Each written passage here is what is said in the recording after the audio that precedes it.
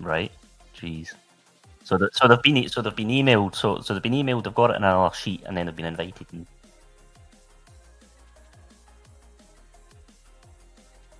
Ah, right. Okay.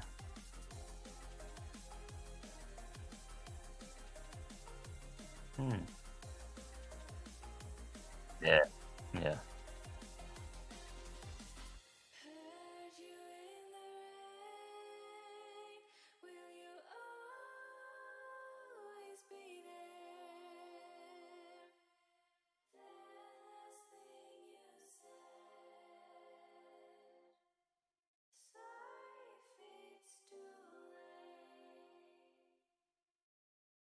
No, not at all, man. It's when you put as much effort into it and there's wee snags along the way, it's frustrating.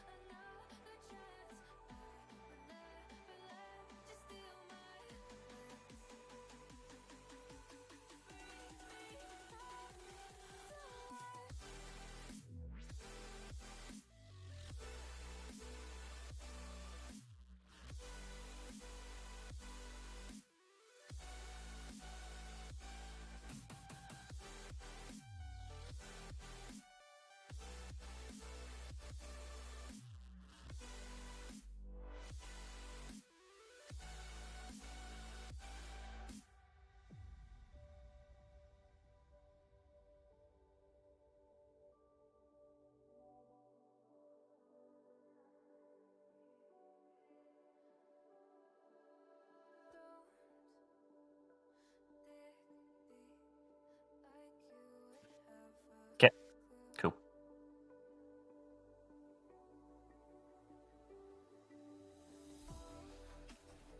Right. A very, very, very good evening. What a night. It's Andy. Poor me. I've thrown you under the bus tonight, mate. Do you know why? Why is that? I accidentally left you unmuted there, pal. Ouch! That's fine. It's fine. You know, it's only the World Wide Web. It's fine. Right, just an explanation of what is going on tonight then. So we did Heat 1 there. 5 people turned up. 5 people turned up for the race, so they automatically qualify. So there's quite simply, there's no point hosting the race. They all just get through. So if you were in that first race, congratulations to Kieran Preedy, to Oliver Stewart, to Elliot Lethwaite, to Thomas Comer, and to Darrell Adams. So there you go.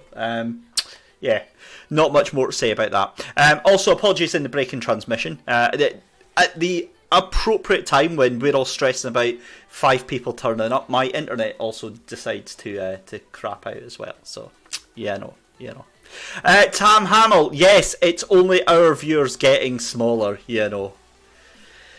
It's one of those nights, Andy, I think, where everything we're touching is kind of going wrong, and this is before we even get to the Xbox racing.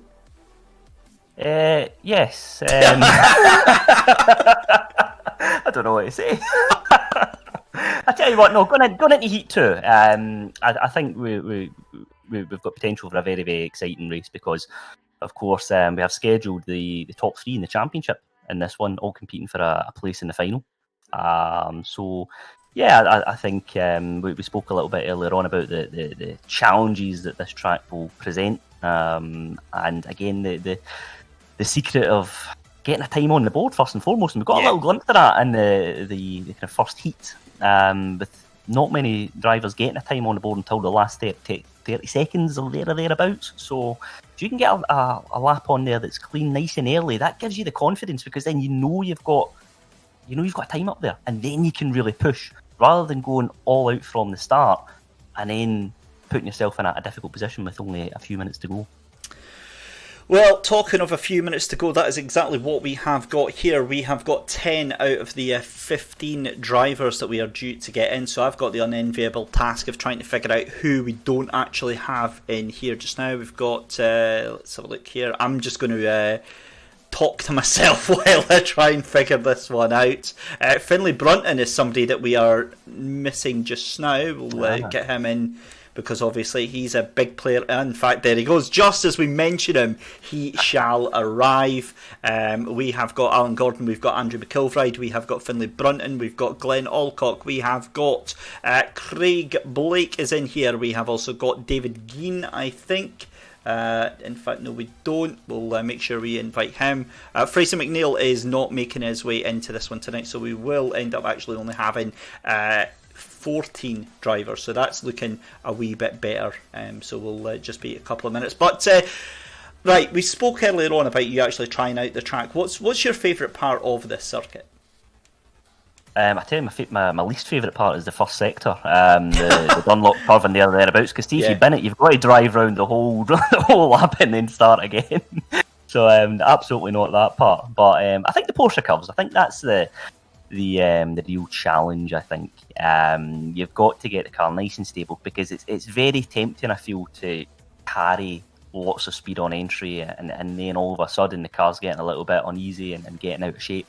And then you've got a whole world of problems with the finishing line almost in sight. So that for me is a real test of not only the car but the driver as well.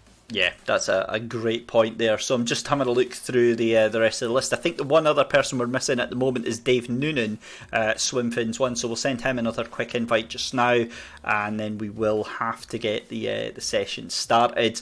But some big names in this, and the championship has been going so well. I mean, in this we've got Alan Gordon, Andrew McIlvright, Finlay Brunton, Glenn Alcock, Craig Blake, David Geen, Rory Skinner, Kenneth Brewster, Craig Kerr, Ryan Smith, Stephen Clark, Andy Sedgley, Dave Noonan, Stephen Henderson and Annie Butterworth in this session. So lots and lots to talk about through the course of the evening. No, definitely. It's a track and car combination that is, I feel, almost guaranteed to produce good racing. But when you throw in some of the kind of the big hitters in this championship into the mix as well for this heat, it really ramps up the pressure as well. Because of course this is round 4 of the championship now. We've had a couple of events under our belts, and this is when points won and lost are going to be absolutely crucial. But until you get those points, you have to qualify. You have to make it through these heats. So it'll be very interesting to see who comes out on top. A very good evening to Edward Porter and to Angus Scrivener, and hope you guys are having a fantastic week. Hope you enjoyed yourselves on the week off, but I'm delighted to say we have 12 out of, or is that 13 I believe, out of the 15 cars that are due to be in. So without further ado, I think it's about time to get on to the track for our first proper race of this evening. Good evening, Josh McNabb. We will see him out in action in the Xbox event later on tonight. And of course, one thing, Andy, to talk about is there was lots of wrist slapping on the as event of the last races, that because you were here with the finals of the Xbox and the PlayStation 4 when we were at I believe it was Silverstone last time, wasn't it? Yeah. Penalties absolutely crucial. You have to keep that. You have to avoid the track limits. It is, particularly I feel down the Mulsanne Straight on this track, because it's obviously very wide, and then if you get the wrong side of the white line, however, you'll get a track limit infringement. So again, with it being a 10-minute race, fairly long laps, you've got to make sure those penalties are at a minimum, because it can be the difference between getting through this heat and having to watch from the sidelines this weekend.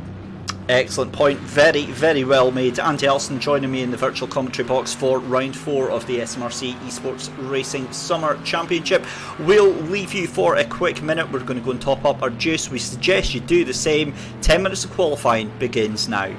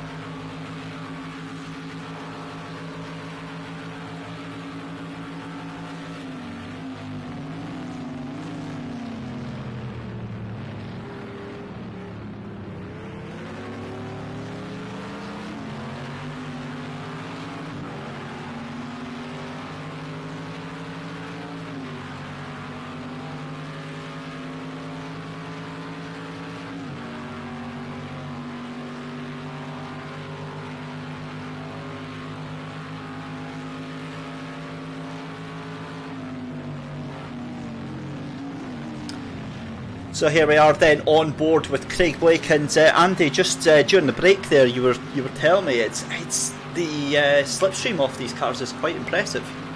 No, it definitely is, and Craig had the right idea there. Just sitting behind the cars in front will just makes the right call there to go right hand side of that car in front of him. But yeah, if you can just get yourself in the tow here, that could again make a big difference for your qualifying performance, because again these cars are capable of in excess of 180 miles an hour. So if you can just get yourself right in there behind a car down that straight, you could have a very good lap under your belt ahead of this race.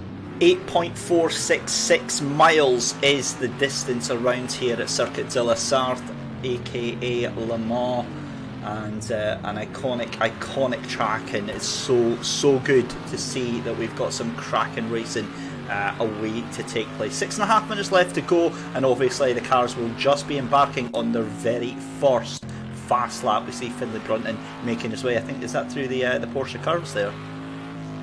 Yep. Or is that the just a way to come onto the Corvette curves as well, and then it'll be into the Ford chicanes. And you know, these GTEs, now when I was trying it, I don't know about you, but I was finding it on the stable setup, it's so difficult round this section, because you want to be, you almost end up being too greedy around with the throttle, and you want to get back on that power before you actually can.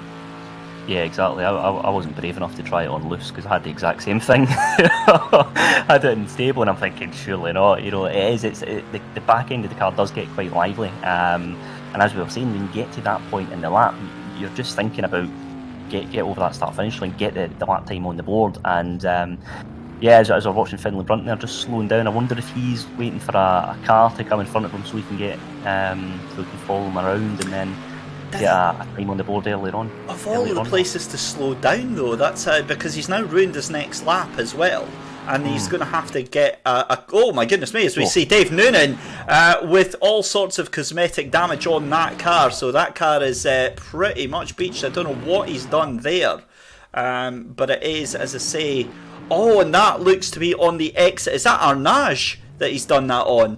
I think it is. So yeah, that's not the best, and again, cosmetic damage only on these cars for that reason, so they can get back out. And the flames looking fantastic out the side of that car, and I wonder if he's having some sort of wheel issues actually, because look, that car is constantly moving to the left hand side there, and calibration issues quite common with some of these console wheels. Yeah, it's amazing. You know, you watch eSports championships, and you just think, well, you've got your wheel, you've got your pedals, you've got everything set up and ready to go. What can possibly go wrong? But actually, it's quite a challenging process, as we're finding out. You know, it's very easy for a technical difficulty to really compromise your race. So hopefully you can get that issue sorted ahead of the lights going out for the first proper event of the evening. Yeah, here's hoping then, as we see Dave Noonan desperately trying to make his way around that Arnage that he's just made his way through just now. So he is really struggling. We see Finlay Brunton back into pit lane as well as Andrew Gilman and Annie Butterworth making her way through the back half of the circuit there as well. So a really demanding circuit that, you know, you have to have the full level of concentration. Remember, top 7 out of these drivers will go through tonight. So yeah, just Edward Porter has decided to say that it's just a shame that the weather's not the same in Scotland. Bryn Hawkins has said, what's the game time on here? So for qualifying, Bryn, it is 8 o'clock at night, and then for the race it is 9 o'clock at night. We want to go for that beautiful epic sunset. And then for Jeffrey Stewart has said, is the first PS4 qualifier going again later? What happened? The essential answer to that, Jeffrey, is no. The 5 that took part in that first qualifier will automatically qualify, because obviously they were the only ones that turned up. What to check was there was a small discrepancy where the website hadn't been properly updated with the grids, but it turned out only 2 people would have been affected by that, one of which had already said they weren't taking part, and the other one was not able to make the race. So 5 go through from that race, and then 7 from this race will go through again. Still yet to see any times to go in, and we're now at the point where they really need to be on their final lap there, Andy. No, absolutely. We knew this was going to be a challenging event going into it, and this is evidence of it. You know, not one driver out of the 12 that are running with a time on the board tells its own story. But yeah, I mean, again, 7th place gets you into the final, David. You know, it's just keep the car on the road. You just make yourself. You know, and I thought, again, if we're thinking back to the finals at the last round at Silverstone, Annie Butterworth was a very, very good example of that, I felt, because there was a phase in that race where there was lots of drama going on around her. Just managed to keep that car out of any problems and brought it home for a very strong result. So, you know, if you approach this event with a similar mindset of just get yourself through it, and then once you're into Sunday, you can really push from there. Really to get as much experience as you can with the drivers around you. Yeah, well, you can't win the final if you don't qualify for it. So we see our first time coming in there, Kenny Brewster, 4 minutes 8:12. That makes me feel so much better, because that's only marginally faster than the time I was able to put in.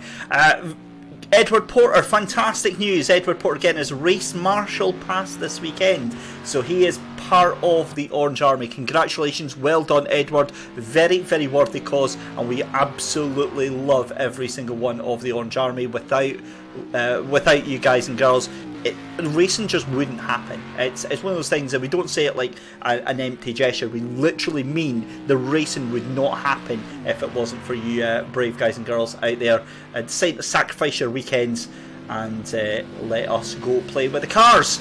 So, look at this, we've got loads of times coming in now. So, we've got Kenny Brewster on top there from Alan Gordon, who has a 4:01.426. It's then going to be Ryan Smith with a 4:03.704. And then Andy Butterworth up in 4th place, 4:03.859. Glenn Alcock there, cracking effort there from Glenn with a 4:06.753. And coming up to some traffic there as well, we've got Andy Sedgley, aka Super Grover, with a 4:09. And then Craig Blake, 4:10. And then it is Craig Kerr with a 4:13. So, I wonder, because we've got 4 cars that haven't set a lap here, and I wonder if they have not been allowed to qualify with the penalties. I'll have to go and double check that out. But there we go, qualifying is done and dusted. It is a 10-minute race at 9 o'clock at night. There is no time progression, so it'll just stay at that time, I believe. But it's a beautiful, beautiful sunset, and I would argue, for all its flaws that Project Cars 2 has, it might not be the most realistic simulator, but the weather and the graphics on this game are absolutely breathtaking, Andy. Oh, 100%, yeah. And if you're fortunate enough to have a VR headset as well, I mean, the immersion must be absolutely phenomenal. It's a game that I think, when you play it online, you go into the public lobbies in racing games. As we all know, it can be a bit of a mixed bag. But certainly, and I'm choosing my words there, you know. But you know, I think when you go into Project Cars 2, there's always a level of respect there. And one thing that I really noticed about the community online is you find a lot of people messaging each other after the races and saying, "Well done, congratulations." And I've not seen that in any other game before or since. So there is that respect among the drivers on the platform, and yeah, I think it's a really good platform to really just keep yourself race sharp, particularly when we've got this pandemic that we're all living through at the moment and having to deal with. You know, any platform like this that lets you just keep yourself ticking over can be very, very valuable as we go back racing over the next few months. Now, I just want to point something out to you, Andy. Ryan Smith there qualifies with a 4:03.704. Annie Butterworth 4:03.859. So just 100th of a second separating those two over that massive, massive Circuit de la Sarthe. Yeah, absolutely phenomenal. That actually, you know, again, because you know, it's we were having a wee chat earlier about the differences going in from Silverstone to this one and how it was a much shorter lap. But if you're getting 2 drivers are within a tenth of a second of each other, I mean, that is pretty impressive. And they've both put themselves in a very good position to try and go and make it through this heat and into the finals this weekend. However, there are a couple of other drivers in there who don't have a time on the board. Finlay Brunton being one of them. You know, he's a very, very quick driver. I rate him highly, and he will absolutely make his way through that pack. Excellent stuff. Right, so qualifying is complete. Drivers making their final laps just now as we see Annie Butterworth going across the line. 4:01.639. What an improvement from Annie Butterworth. And look at that, your top 4 cars separated by less than a second, Andy. That is absurd. I never in a lifetime expected that level of competition.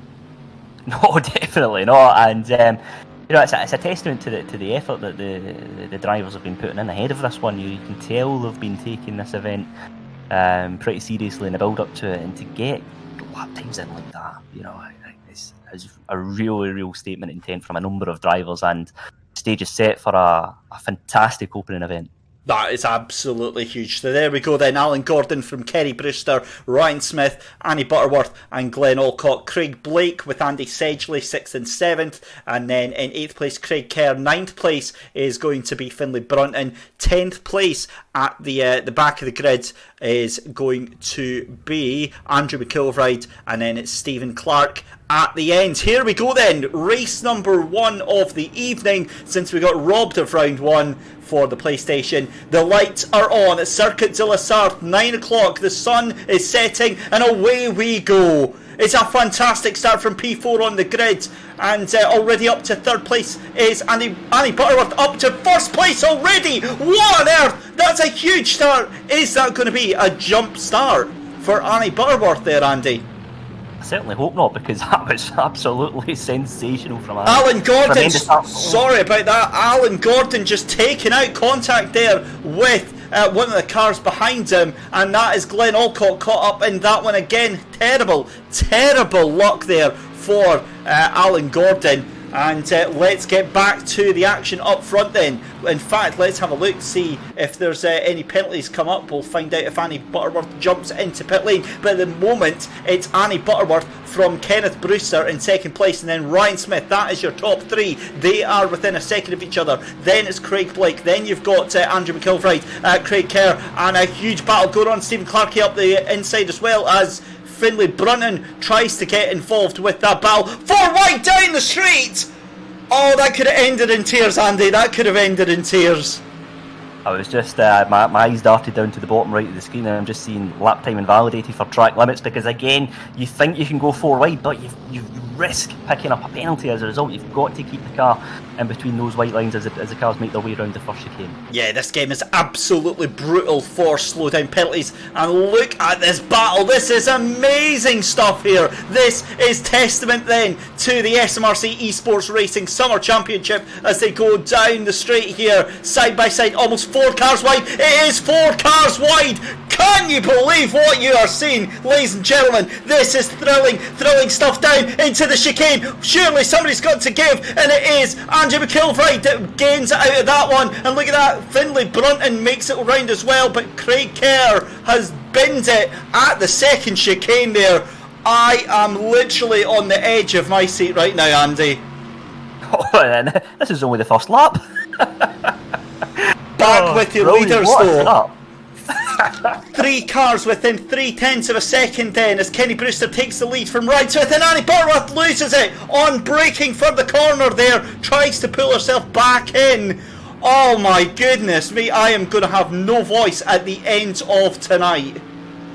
Oh, it's a real head in your hands moment there, and it's easy done in these cars as well, David. You know, it's very easy for the brakes to lock up, and before you know it, you're facing the wrong way up the track. Disappointment there for Annie. Let's see if she can make her way back through the pack. Well, remember, top 7 qualify, so she's still in the qualified position just now. Stephen Clark, though, with a fantastic recovery drive. And look at that, Glenn Alcock within a shout as well. He's 6 seconds off. Anything could happen right now, but it's back to the race with the leaders. It's Kenny Brewster and Ryan Smith. They're in a battle on the road. But look at this, it's almost a 6-car battle for 3rd place as Andrew McIlvride leads off against Craig Blake, Finlay Brunton, Stephen Clarkson there, and Annie Butterworth is in that group as well. So she's back on to the tail of that pack. This is just absurd action that we've got going on here in France. And during all the chaos as well, it's Finlay Brunton that's made his way right up to 5th place. So a really good start from him as well. And, I wouldn't discount him going on and trying to get a podium here. Still lots to play for, just over 6 minutes to go. I honestly do not know where to look right now, Andy, because this is amazing action that we've got. This is a stunning 4-car battle that we've got going on. And what has happened to Alan Gordon? He's dropped off the end. Andrew McIlvright, actually it is, has went head on into the wall, and he's now down into 8th place. So a huge moment. I was honestly, hand on heart, I was just thinking there, you really don't want to lose your headlights, and that's exactly what's happened. So this will be interesting to see how he copes with that, because visibility down parts of this track isn't necessarily the greatest. As we're riding on board with Finlay Brunton, there he is in a podium place now. 3rd place after 1 lap. Really good start from him. Yeah, you called it, and look at that, behind him, Craig Blake fighting off Stephen Clark as well, as Annie Butterworth moves herself up into 6th place there, and she's caught onto the back of Stephen Clark. A little bit slower there, but back with your race leader, Kenny Brewster, a second ahead of Ryan Smith. So this is brilliant stuff going on right now, and Finlay Brunton into that podium, and that is one heck of a call there, Andy.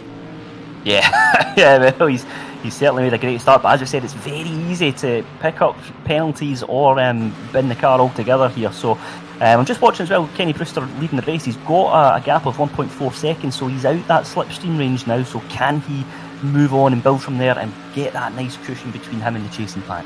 Yeah, so we'll keep an eye on that. There are 1.5 seconds between them. But look at that. What a move by Stephen Clark to fight up the inside of Craig Blake there. Just took the slipstream. And is Annie Butterworth going to try and go right through the middle of them? She thinks better of it. And we see Craig Blake going very wide into the chicane. That's going to hamper his exit. And that is going to leave him like a sitting duck on the straight here, as we see Stephen Clark moving from one side to the other. Finlay Brunton though off into a world of his own, as Annie Butterworth forced out to wide there. Look at this, again almost 4 cars wide there on the run down to the second chicane, as we see Craig Blake try to fit up the inside, thinks better of it, down onto the brakes here. This is epic stuff going on right now. We've got 4 minutes left to go, so I think we're going to get another lap out of this race. Yeah, and fair play to Annie Butterworth there. That was 2 cars she got past there into that second chicane as they make their way down to the Mulsanne chicane now, or the Mulsanne hairpin I should say, and Annie will be hoping not to avoid a repeat of what happened in the opening lap with the car just locked up under braking, and then she spun that car. Now what has happened there to Ryan Smith, because he lost about 1 second out of his lead there, as we see a car going off. Oh no, it's Annie Butterworth again! No! That corner every time for Annie, and she is going to be absolutely furious with herself. And I wonder if there was any contact involved, because Craig Blake and Stephen Clark and Alan Gordon, how did Alan Gordon get back up? As we see Craig Blake getting fired off onto the grass, Stephen Clark involved in that as well. Alan Gordon leading that pack now of 4th, 5th and 6th place. This is just absolutely crazy. Commentators cursed with Annie Butterworth there, just saying how she'd made her way through up to 4th place. Gets the car all wrong going into the hairpin, and now got it all work to do again down in 8th place. Only 1 to go to make her way through to the final. They actually really too late, it's happened. Look at Craig Blake. Craig Blake has lost out. He was up into 5th place and he spun the car into the gravel, and away down he goes. Annie Butterworth in the qualifying place again. Struggling to keep up here, David. It's my brain is just melting out my ears right now. Finlay Brunton though, what a performance from him to get himself securely onto that podium for the qualifying race. Remember, 7 cars qualify from these races tonight for the PlayStation. When we move on to the Xbox, it will only be the top 3 drivers that get through, because we have an extra heat for them. So Kenny Brewster coming up to finish this lap. This is going to be the final lap that he's about to start just now, and he's going to go across line. That's a 3-second gap that he's got ahead of Ryan Smith there. Brilliant effort. But look at that, Finlay Brunton. He is, do you know what, I wouldn't put him past challenging for 2nd place at this current pace. Oh, he's got the pace. He absolutely has. A very quick driver.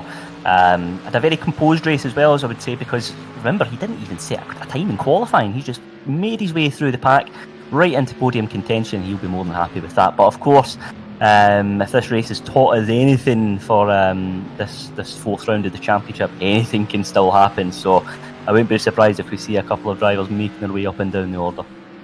Well, let's see how that is going to progress, because we've got just about 2 minutes left on this lap.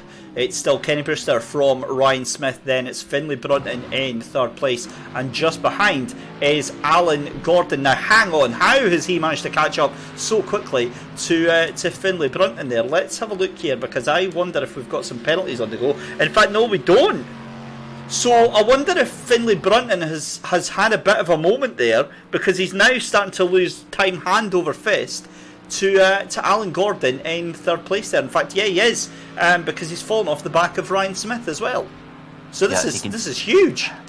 Can just get that car through the Mulsanne straight and through the hairpin. I think I would say that Finlay's got a good chance of keeping the podium place here. But if if we get to a stage where Alan Gordon can get himself into that slipstream, every chance he can go and get a podium. So Finlay, this is the difficult position here you've got, because do you look in the mirrors behind you, or do you try and focus on the track ahead of you? It's, for me, I would rather not be trying to defend this close to the end of this race. But now as he's closing down here as we've gone to the chicane for the final time, a little extra dab in the brakes there from Finlay in front of us there.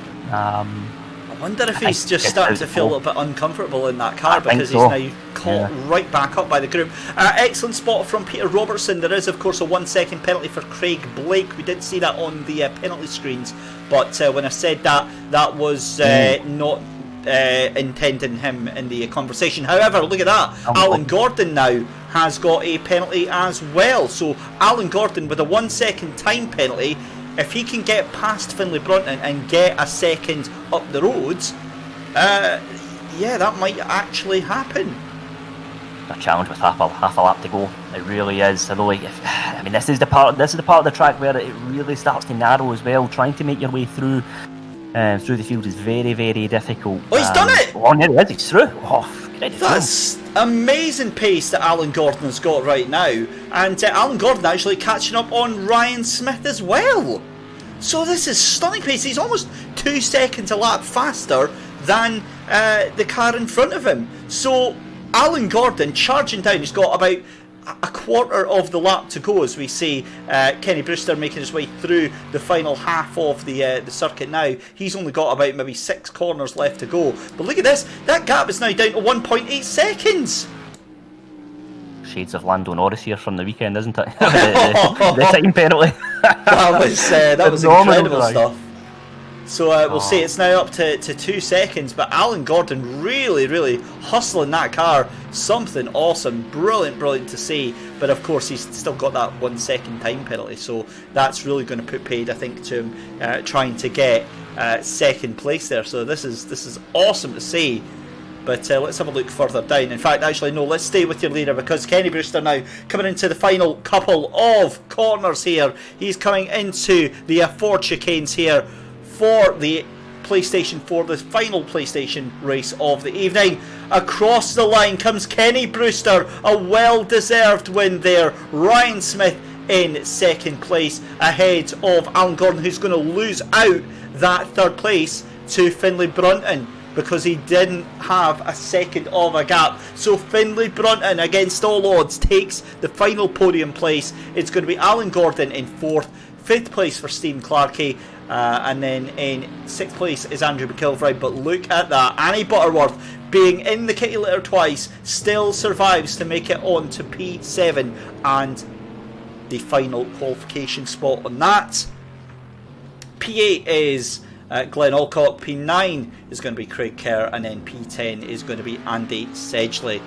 Wow. Edward Porter, I managed to do it in a 4:01. That's what I managed to get it done in. So, yeah, congratulations to everyone that took part in that race. We're going to take a very, very short break, and when we come back, we'll have action from heat number 1 of the Xbox.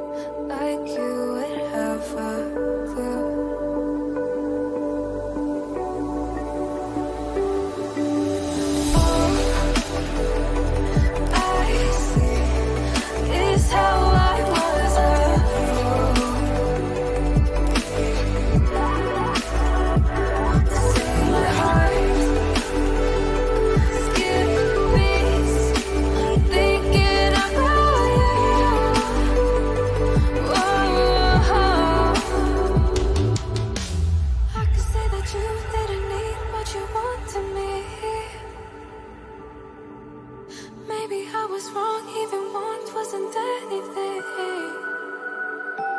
Yeah, I could say that you didn't need any part of me. Yeah, maybe it's not me, you should be the one on your knees. So if we had another chance, I would never let you steal my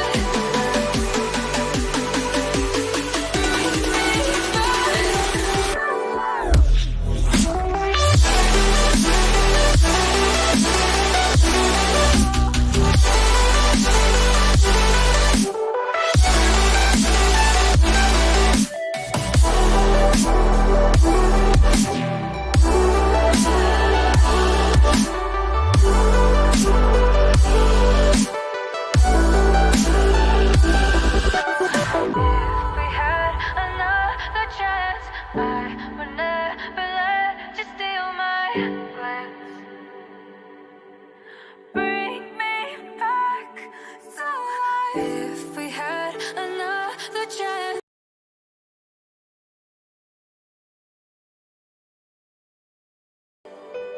Bring me back to life.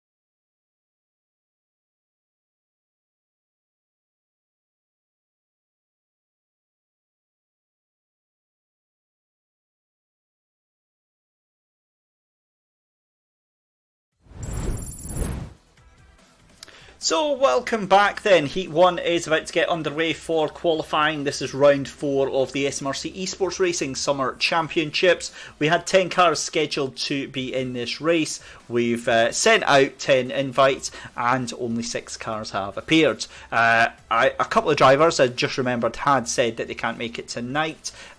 We don't appear to have a Chris Cherry, so we'll find out what's in there. Tam Hamill, I'm literally 1 minute late. Callum Reid, we will send you another invite, my man. I will go and do that just now. We did send you one out, but obviously that's not got through to you. Other than that, yeah, we are good to go. So that will give us 7 cars on the grids to make themselves through. They've got a tall order to live up to, though. Certainly do, yes. If that first race was anything to go by. I think I'm just looking at the names in the grid and just trying to match them up with their championship positions. I think this is a really good opportunity for a few people to get through into the final and get some points on the board here. Cormac Patterson's one as well. John Duncan is another one that springs to mind. But Andrew Gilmer, of course, very quick driver. As you know, we've seen from if the first event taught me anything, it's you can get away with maybe not necessarily having a time on the board in qualifying. It's just keep the car out of trouble as you make your way round the Dunlop curve, through the chicane, through the S's, and then eventually onto that long Mulsanne straight. You can just keep that car out of any difficulty, then you've got maybe a wee chance of making it through. However, crucially, only 3 cars can qualify. Well, that is the main point here. So we've got 6 cars in this heat. Now, we did have Callum Reid in this heat. We did send him out an invite. He's not received it, so we'll try and get him into heat 2 where possible if we've got the space. So again, 3 cars qualify from this session, so we'll have a little look. But John Duncan out on track. Let's have a look onto the track. I just realised that you couldn't actually see what we were looking at. Never mind, poor Andy was still looking at the grid sheet there. 8.5 minutes left to go in qualifying. So again, it's going to be about 2 minutes, 3 minutes to go that we're going to see the times coming in, Andy. Yeah, it is. How do you approach this one if you go into qualifying? Because there's lots of gaps here. If I was having a go here, I would be trying to get myself close to one of my competitors. As we were talking about earlier about trying to get that toe down the Mulsanne straight, because that can really make the difference here. And particularly with only 6 cars on the grid, if you can get yourself there or thereabouts, we're talking maybe a second, maybe a little bit more than that. You could potentially make up over the course of a lap sitting behind the car in front. So. Yeah, all to play for as we ride on board with John Duncan making his way through the chicane now. And I tell you, the one thing that's been quite pleasing for this one, David, is the beauty of driving this GTE car is we've got about 20 odd different liveries to choose from. So thankfully it makes it a little bit easier to try and distinguish who's who rather than having half a dozen cars that are all green or something like that. So it makes our life a wee bit easier, if nothing else. Well, that's it. With the fact that we've got the cars on track, they get involved in their own little battles, don't they? And it's fascinating to see how it all unfolds over the course of the evening. Definitely. And again, we're 4 rounds into this championship now, so the drivers have all had ample time to size each other up and get a wee feel for what they're all about. And it kind of goes back to what we were talking about at the last finals as well. It's about the way you overtake a driver in this championship is exactly the same as you would do when you're competing at an SMRC event. It's all about sizing them up, making looking at areas of the lap where that driver in front might be a little bit slower and you can maybe take advantage. And if you can make your way through cleanly, you get every chance of getting a very positive result here. So if you know which drivers you can fight wheel to wheel with, and you can maybe then be a little bit more creative with your overtaking opportunities. But if there's other drivers where you maybe don't have as much confidence in them, then you'll pick and choose your moves accordingly. Yep. So just having a look, Callum Reeds. We're sorry you didn't get the invite, buddy. We did send it out. Chris Cherry's the only other one that didn't respond. We had another couple of drivers that had messaged the page and said they can't make it tonight. So as I say, we will try and get you into one of the next heats.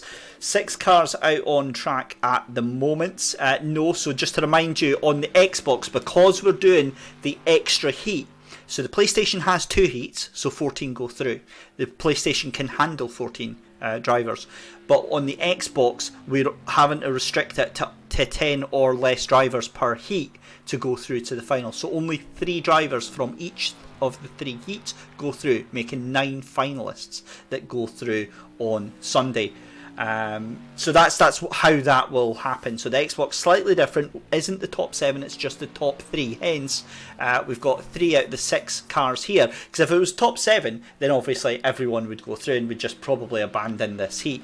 But with this one we have to do it because we have to find out what top 3 will go through. So we are 4.5 or just under 5 minutes to go. John Duncan under the Dunlop Bridge there. And now we're going to start seeing the times coming through, won't we? Yeah, and again, the benchmark seems to be around about that 4-minute mark on the nose. So it'll be interesting to see who's there or thereabouts in terms of lap times. As we ride on board with John Duncan now making his way onto the Mulsanne Straight. And yeah, it's difficult this one, David. I really do have a lot of sympathy with the drivers. Only 3 making their way through to the finals here. You could have a great race and just miss out. So it's a real test of the ability of the drivers. Got a message through from Annie Butterworth regarding that last race there for her second off. Obviously she lost underbraking of her own record there, but we just cut back to see Annie Butterworth off into the kitty litter. There was contact. So we will have to have a look at the penalty sheet, because I've got no doubt that will not be the last that we hear of it. But Annie Butterworth there just saying that there was contact, and she's a very lucky girl to recover from that, but just shows the great amount of talent that she has got. 3.5 minutes left to go at Circuit de la Sarthe for the first of our 3 Xbox heats tonight. Let's have a look then who we've got then, because we've got John Duncan, we've got Scott Anderson, we've got Cormac Patterson, you've also got Ian Menzies, Andrew Gilman, and who else have we got at the bottom there? That is Angus Scrivener. So the 6 cars there, who do you fancy out of there, Andy? Andrew Gilman was the name that sprung to mind immediately. I have to say John Duncan will be right up there as well, of course. But to be honest, I think this is just going to be a case of, can you keep that car on the road? Can you avoid any contact? Because if you can, then you're giving yourself that best possible chance of making your way through to the final here. There was so much drama in that opening lap of the first heat of the night. So again, lessons will be learned for the drivers in this second event. They'll be looking to make sure that they keep the car out of any problems in the first part of the lap. Very, very good point. We're still waiting for a lap time to be set, but I do strongly believe that we are going to have one at the end of this. At least 2 or 3 laps will be set. Again, 6 out of the 10 cars out on track just now. We've got at least one that will be in a future heat, and one that has unfortunately went AFK, so we'll have to find out what happened to Chris Cherry tonight. Of course, people have work, people have other engagements, and they might not be able to make all of the events. But as I say, we will focus on the 6 cars that we do have just now. So qualifying is just about up. We're on board with John Duncan. In fact, going on board sounds like a marvellous idea right now. Let's go into the cockpit here as we come through the circuit here now. Let's have a look at where that is. That looks to be, is that the Porsche curves, I think, that he's going through just now? Yeah. And then he'll go on through to the Corvette curves, and then into the Ford chicanes. And it really is a wonderful wind down to the end of the lap, isn't it? After you've had all the high speed hijinks over the Mulsanne Straight, and then you come into this wonderful tight twisty section at the end of the lap. As a viewer, it's lovely to watch, but I think as a driver, it's very frustrating. We're not bitter at all at our amount of wasted laps at the end. that was just so salty right at the end there, Andy. But wow, that's a poor lap from John Duncan, 4:07. So he's 4 seconds off. Let's see if he can improve on that. He's going to get another chance here. But your current pole sitter, Andrew Gilman, look at this. He's well in the slipstream right now. And that is looking very, very nice. Who is he in front of? That is Angus Scrivener that he is behind just now. So he's going to get that extra toe, that extra boost along the straight here. I wonder if he's just sort of sinking in and he'll maybe try and zip by before that first chicane. Absolutely, he's got the right idea anyway. Great time on the board as well, I have to say. That's a really decent start. And that's again half the battle. Honestly, half the battle's getting a time on the board with this track. It's a real challenge for the drivers. Again, I find these chicanes quite challenging in these cars as well. But, you get the car into third gear, you feel like you've braked enough, turn the car in, then all of a sudden the back end starts to get really light on you. It's make no mistake about it. These cars look very planted as they make their way around the track, but it's far from it. It really is a handful. As Andrew Gilman there flashing the lights to the car in front. Yeah, he's trying to tell Angus Scrivener to get a move on here, but I don't think there's anything in it. What I like as well is the top 3 cars, Andrew Gilman, Cormac Patterson and Angus Scrivener, separated by just 9/10 of a second.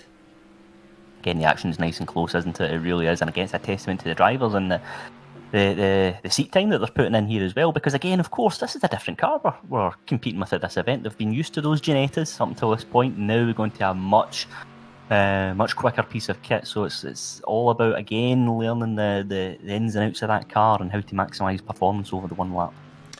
Traction control is on these cars, but it is not adjustable. So it says traction control. We both know that is a lie. That little sign that says that you're safe, and you're not safe, because as soon as you touch the light pedal, the car wants to throw you off in the opposite direction. So yeah, you have to be so patient at what you do and the way of bringing these cars out of corners.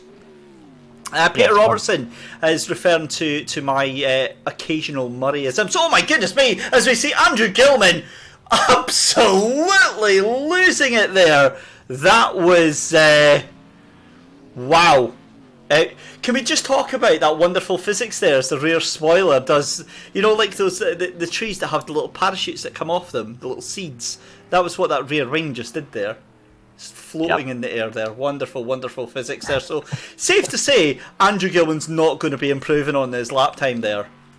I wouldn't think so, no. I tell you what, we're glad we've not got simulation damage on sometimes, honestly. That would have been a really that nasty would have been a long lap. car.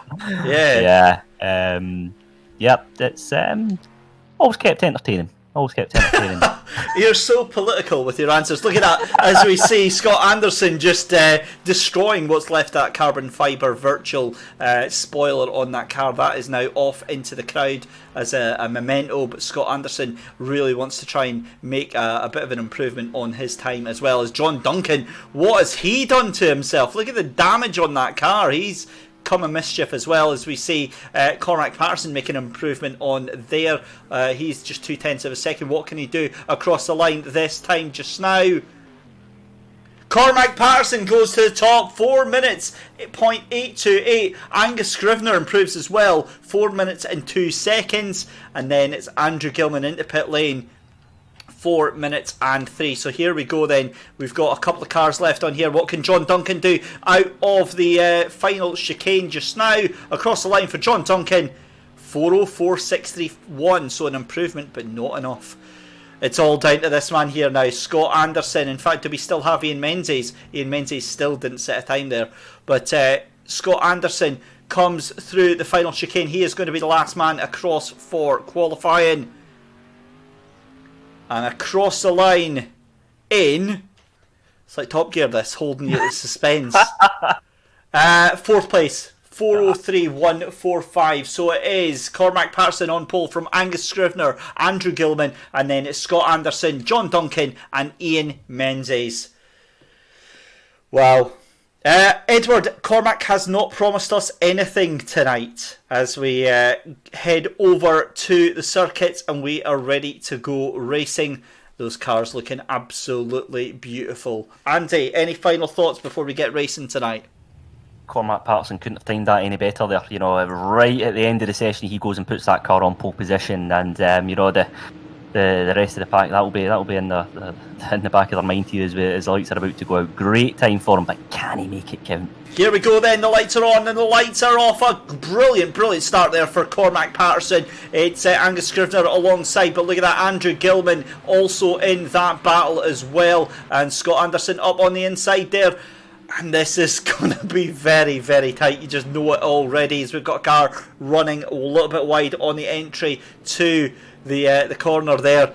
What a race we have got in store here as they come through the Dunlop chicane. It's then over in towards the S's, and Cormac Patterson starting to streak away. He's got a little bit of a gap over second place of Angus Scrivener. In third place is Andrew Gilman, and fourth place is Scott Anderson, with Ian Menzies up into fifth place, and John Duncan just trying to hold on to the back of that pack there.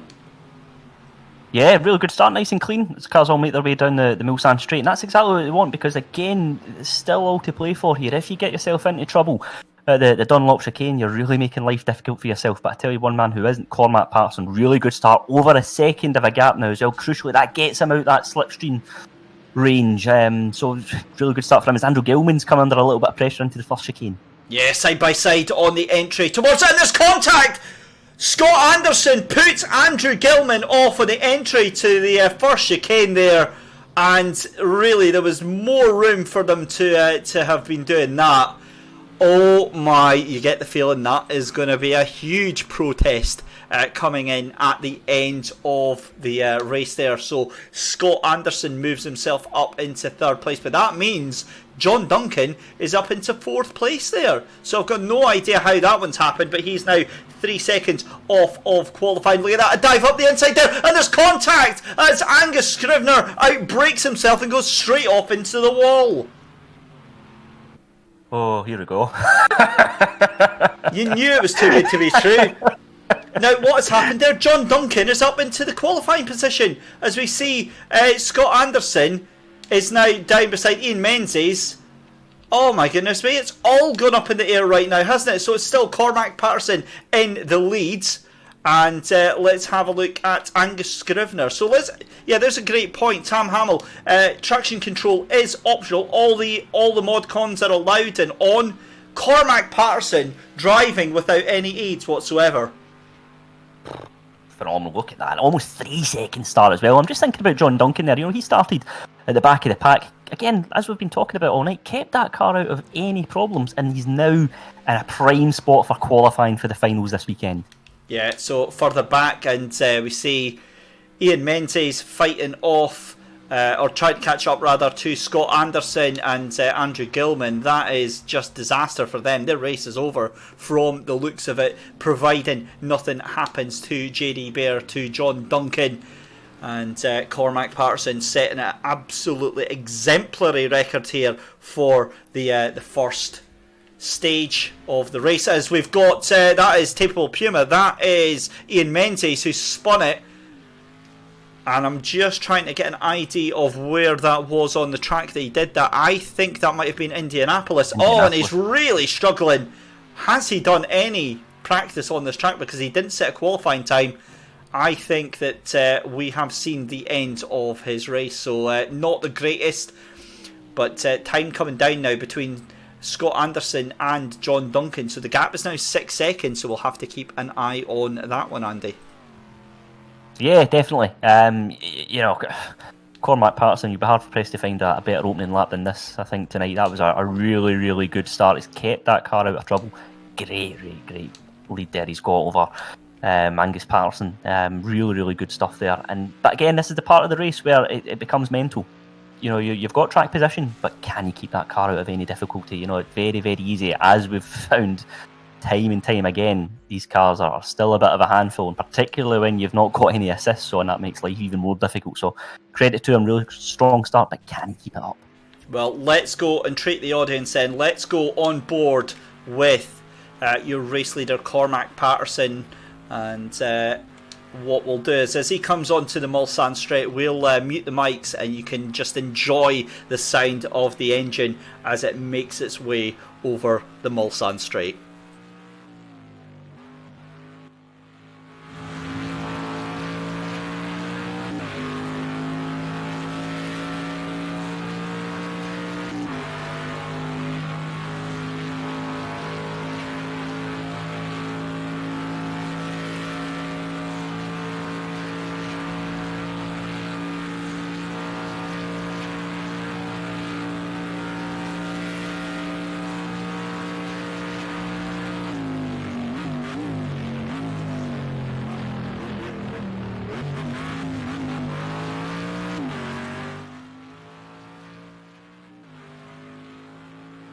Fantastic stuff there from the Aston Martin Vantage GTE. That is what we are watching tonight, and great observation there from Tam Hamill. The cars have spread themselves out a bit as we see through some of the races. This is always a risk that can happen during the Xbox with the lower fields that we have to make sure that the races all run smoothly. They can and usually do spread themselves out, but it's still John Duncan. But he's fallen firmly back into the claws, into the clutches of Scott Anderson there in 4th place. That gap now down to about 4.5 seconds from the 6 seconds that it was just about half a lap ago. As in, look at that, three and a bit minutes left in this session as well. So this is the critical point in the race for John Duncan now. He's done very well to get him into that final qualifying position, but again, now as that gap starts to dwindle down, can he keep that car on the track and out of any difficulty?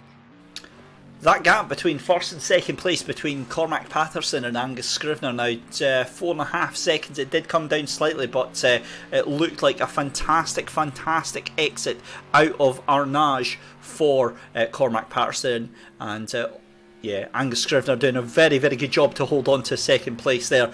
But my attention is firmly being drawn to John Duncan because he is dropping back now. That gap is about 4.1 seconds, I want to say now, 4.2. You can see Scott Anderson in the background there, and he's bringing Andrew Gilman up to the party as well. So give it half a lap and we could have a 3-way battle for that final qualifying position. I think it's all done for Ian Menzies, but this is shaping itself up to be an amazing finish.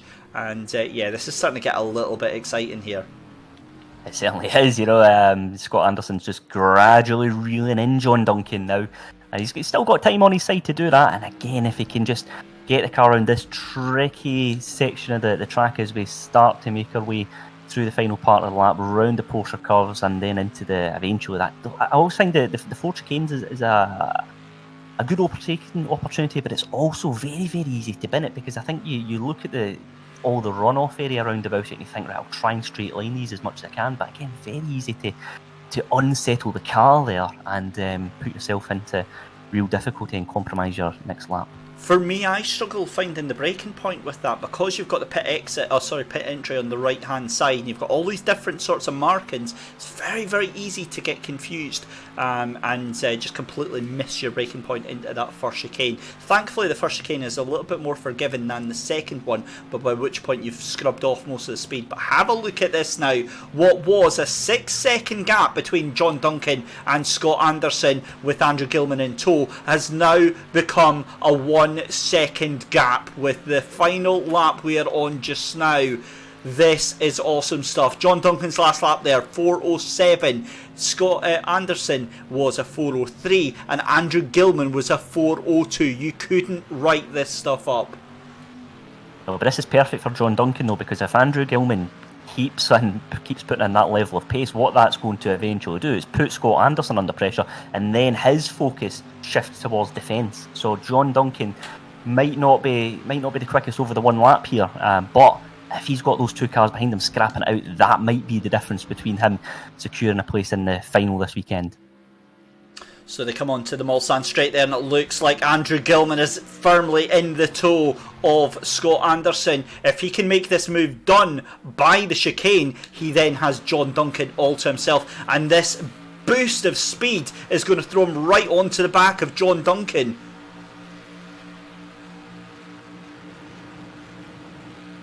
and we're both kind of holding for breath. Oh, there's contact again! The two of them are out!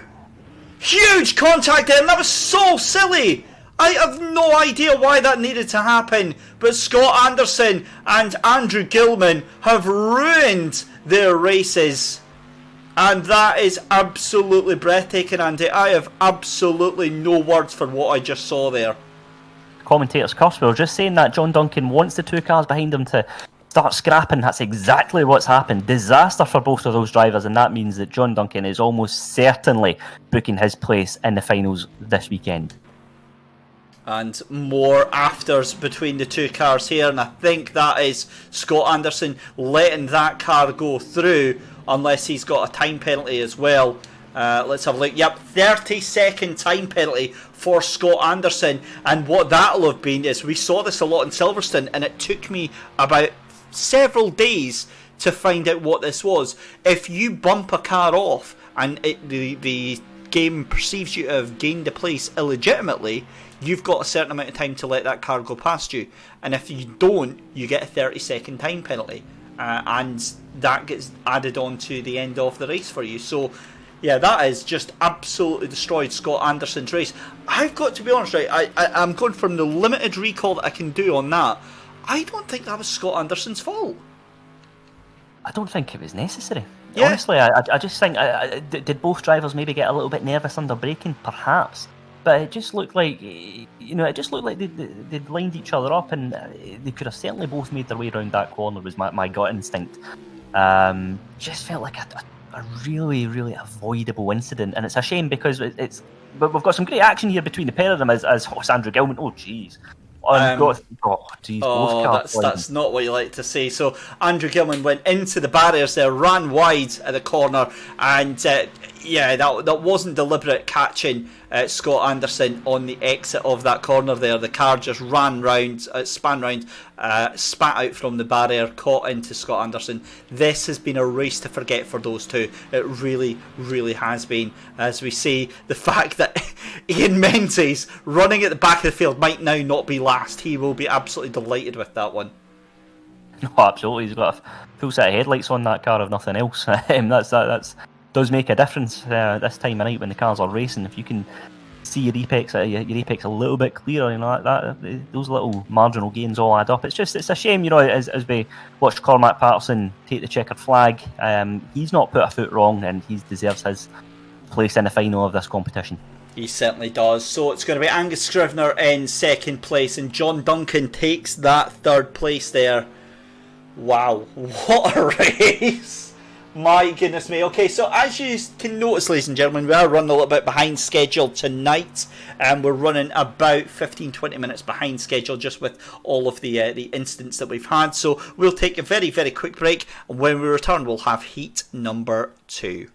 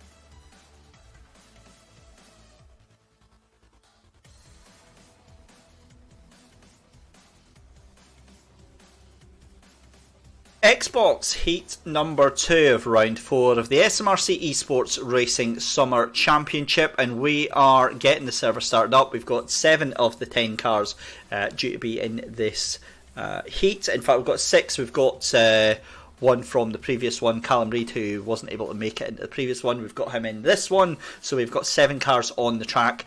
Andy, right, we were spoiled by race 2 of the PlayStation.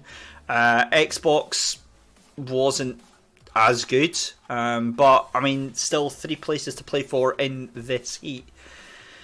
What do you think we're going to see? Well, again, the similarities we saw over the last 2 races was if you had that car on the front row of the grid, you were in a much better position to try and just make your way away from the rest of the chasing pack. We saw that there in the last race with Cormac Parsley and built up a very, very decent lead very quickly as well in that race. So, again, you know, guys like Finlay Brunton have proven that qualifying isn't necessarily the be-all and end-all, but it certainly helps if you can get yourself towards the front of the pack, because what we're seeing is drivers getting a little bit nervy, particularly around that first chicane on the Mulsanne Straight, and of course the Dunlop chicane as well at the very start of this lap. So I think if you're in the midfield in qualifying, it's going to be a little bit difficult for you. If you're either side of it, you've got every chance of booking yourself a place in the final this weekend. Here we go then. Cars are out on track for qualifying. John Proctor missed his heat. What to do, buddy? Don't worry about it. If we have space in heat number 3, I will get you invited in if I can remember. Right, 9 minutes left to go on our second qualifying for Xboxes tonight. Let's have a look who we've got. That is Callum Reid making his way out of pit lane. We have got Inclining Skate. That is Mark Winus. Then you've got Tom Binney out on track as well. You've got Ross Dunn. You've got Josh McNabb. You've got DK Wasp, who is on Glover. And then you've got Bryn Hawkin there as well. So, yeah, this is going to be a very, very interesting affair, isn't it? And unless I'm mistaken, is that a brighter... no, it is still 8 o'clock in the evening. It did look a little bit lighter, but then, of course, qualifying is at 9 o'clock. 8 o'clock, and then 9 o'clock is the actual race. Right, Edward Porter, apologies. I did see you ask this question earlier on. I didn't get a chance to answer it. Andy, I'll take your input on this one as well. Edward wants to know if we like the track, if we enjoy it. Personally, yes, I really, really do like Le Mans. Now, I have been really late to the endurance racing party. I only started watching it since I started working at Knockhill when Rory Butcher was racing for the GMW Racing, the Ferrari team, and really got into it through the European Le Mans series. Then started watching Le Mans then. Other than that, I'd watch it, but I wouldn't really watch the whole thing. Whereas now, I'm obsessed with GTE racing, prototype racing. It is just my bread and butter. I absolutely love it. So Le Mans is the perfect track. It is the absolutely perfect track for endurance racing. It's got it all. It's got big long straights will absolutely hammer the bejesus out of your engine. And then you've got the really tight twisty corners and the curbs that will destroy your suspension over that 24 hours, and God knows what else pressure it'll put onto your brake discs, the drivers as well. I've only done an endurance race at Silverstone for real life, so driving in the dark is horrific. It is so intense and it drains every ounce of concentration that you have. So to have it all on this wonderful, wonderful circuit, it is truly, truly special. It's right up there. I think the only other one that rivals this for me is Nürburgring. Andy, what's your thoughts on Le Mans and the Circuit de la Sarthe? I think it produces just as good racing in the virtual world as it does in the real world, as we've been shown tonight.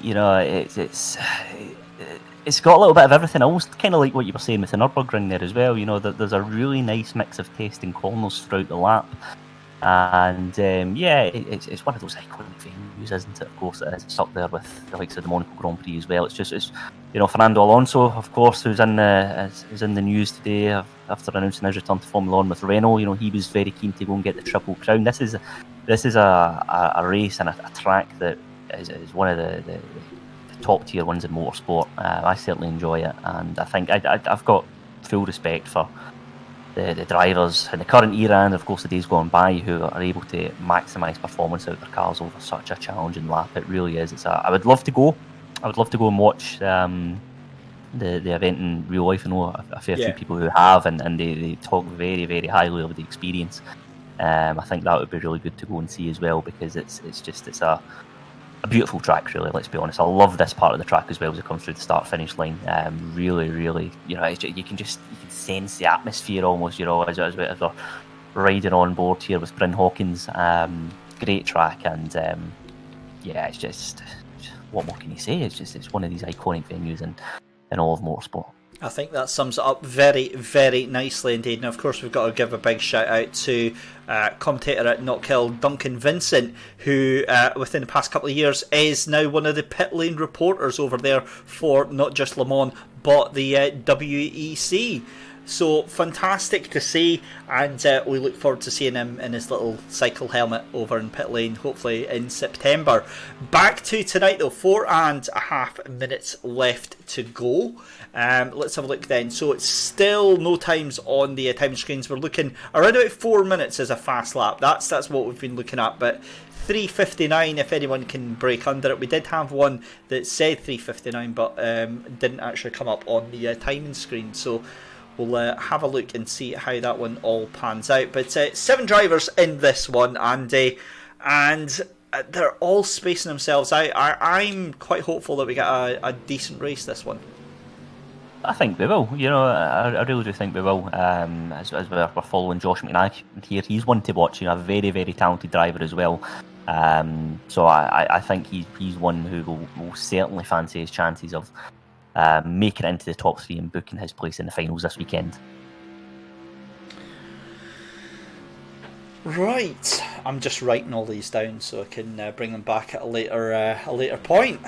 Right, Andrew McKinley, has anyone been to Le Mans? No, I've never been to Le Mans. I've got to be honest, right, out of the 2 circuits that we just mentioned, Le Mans and Nürburgring, right, my heart is absolutely set on going to Nürburgring. For me, it's I just personally I've got more attachment to the Green Hill than Le Mans. Le Mans is one of the quintessential endurance tracks, but for me, there's something about Nürburgring that just is so incredibly challenging.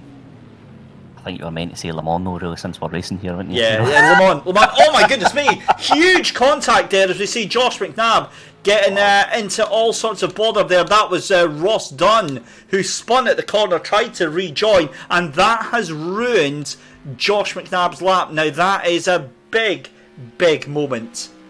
Certainly is. Not a lot of time left in this session as well, of course, so that could have major consequences as we get set for the next heat in this event.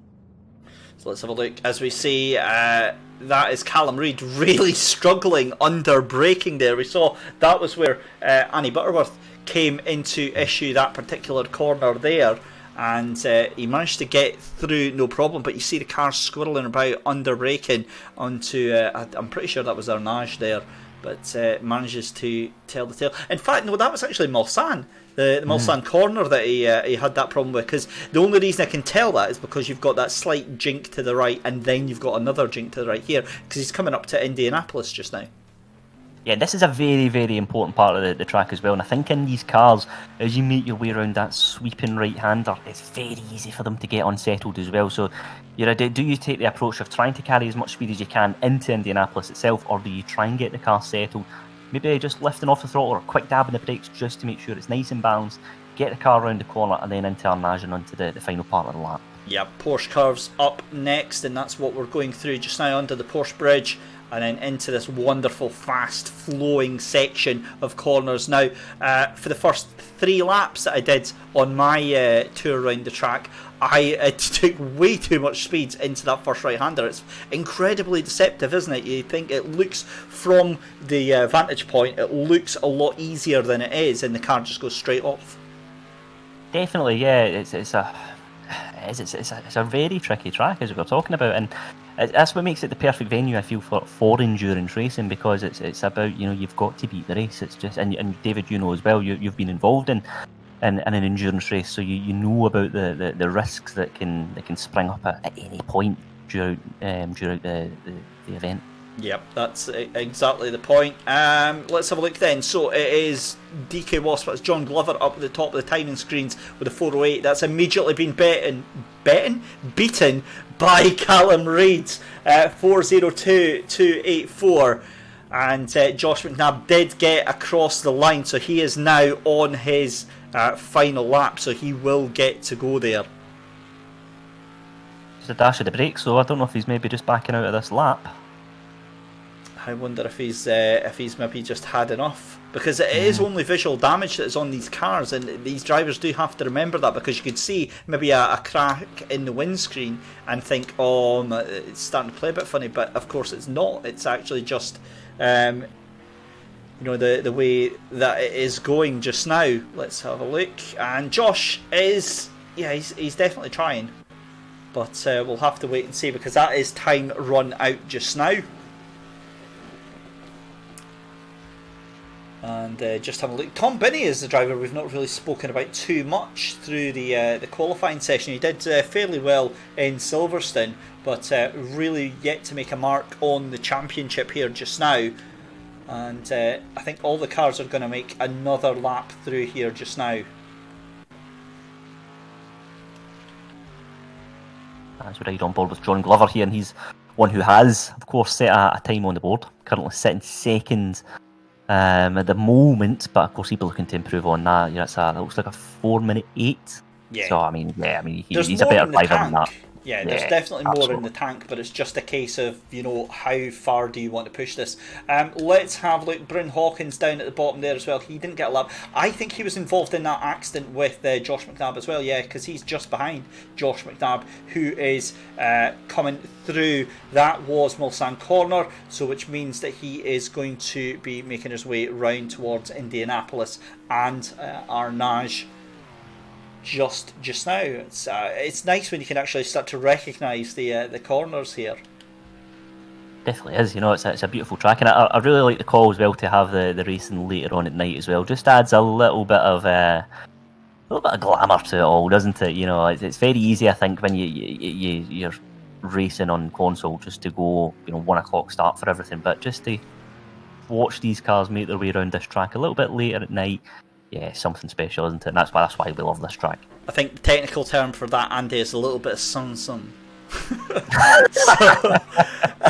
In the race, of course, it's completely different because they're going to be starting about 8 o'clock at night, and it's a 60 times time progression. So they'll start at 8 o'clock at night, the sun will set, they'll race through the night, the sun will come up, and then they will race through the day here at Le Mans in a 20-minute race. We see John Glover making his way through the final parts of the circuit just now. He's being hotly chased down by Josh McNabb, who is just behind him just now. He's going to have to be very, very careful that he doesn't impede him in any way. It wouldn't be deliberate by any means whatsoever. But John Glover now coming up to the final couple of chicanes here, into the 4 chicanes, onto the brake, stamps it down, brings that car through the left and through the right. And look at just how much Josh has got that extra bit of pace over John Glover in front of him.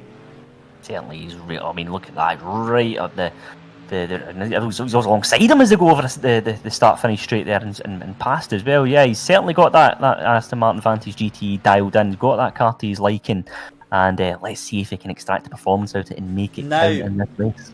Josh McNabb didn't get a lap in because his time was invalidated.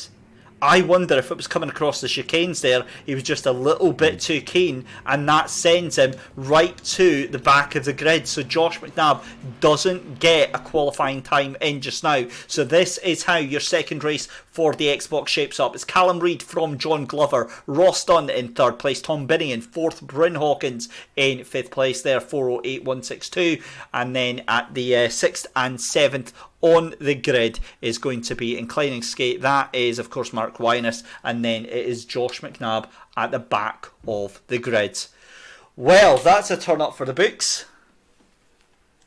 Certainly is. And absolutely, no doubt about it, there will be more drama in the ensuing 10 minutes, I should say. So stand by for some great action. Oh, this is going to be huge because you think of the pace that Josh has got. Josh has easily got the pace to be 2nd or 3rd on the grid, no questions asked. 100%. But here we go then, race number 2. We've got a 10-minute race for race 2 of the Xboxers. Remember, only the top 3 qualify. But the lights are on here at Circuit de la Sarthe. And away we go. It's a cracking start for 2nd place as John Glover almost into the lead before we even get into the first corner here. The 22 and the 23 Aston Martin Vantage GT3. And it looks almost identical to the intro here, and a bit of contact there between the two of them. John Glover loses out to Callum Reid there, and there's all sorts of shenanigans going on. Mark Wyness is up to 3rd place. How the blooming heck did he do that? Josh McNabb up into 4th as well. That leaves Ross Dunn to fight it out with Bryn Hawkins and Tom Binney. So a huge opening start there for Mark Wyness. Tremendous start to there, and he's taking full advantage of the cars getting a little bit dicey into that Dunlop chicane. Credit to him, great start for him. Now what has happened to Josh McNabb? I think Josh McNabb took way too much of that corner before the Mulsanne straight there and had a bit of a slowdown penalty because he's now 4.5 seconds behind. That has cost him so badly. Meanwhile, 2.5 seconds clear is your race leader Callum Reid. But look at this, it's 3 wide coming down the Mulsanne straight, 4 wide. They're onto the brakes in towards the chicane there. Bit of contact. Oh my goodness me, my heart is in my mouth right now, Andy.